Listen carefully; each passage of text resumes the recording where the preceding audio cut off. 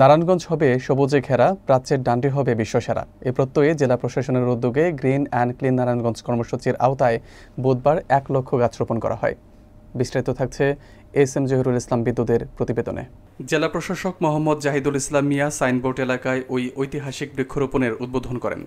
গত 2 মাসে Narayanganj city corporation সহ জেলার 5 উপজেলা, 39 ইউনিয়ন, 5 পৌরসভা, 310টি শিক্ষা প্রতিষ্ঠান, 180 কিলোমিটার সড়ক ও 4 কিলোমিটার খালের পাড় জুড়ে বৃক্ষরোপণ সম্পন্ন হয়।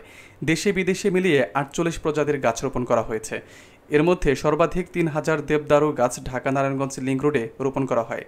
জেলার রাজনৈতিক, সামাজিক ও পরিবেশ সচেতন নাগরিকদের স্বতঃস্ফূর্ত অংশগ্রহণে এই কর্মসূচি পরিবেশ আন্দোলনের রূপ নেয়। পর্যটন বান্ধব নগর গড়ার লক্ষ্যে সৌন্দর্যবর্ধক বৃক্ষ রোপণ করা হয়েছে। জেলা প্রশাসক জানান, আমরা এমন একটি নারায়ণগঞ্জ করতে চাই যেখানে নাগরিক সুবিধা, পরিবেশ ও ঐতিহ্য একসাথে লালিত হবে।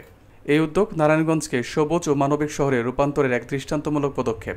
আজকে আমরা এখন 1 লক্ষ গাছ লাগালাম। এখন আমাদের সবাই এখানে যারা আসছেন, আমাদের অতিথি না, রাজনৈতিক নেতৃত্বে যারা আছেন, আমাদের বৈষম্য বিরোধী না, তারা অনেক গাছ লাগিয়েছে। আমাদের এটা অনেক বড় সফলতা আমি মনে করি। যে গাছগুলো আজকে লাগালাম, এই গাছগুলো লাগানোর কোনো কথা নাই, সকলেই দায়িত্ব কাজে নিয়ে এই গাছগুলোকে বড় করতে হবে।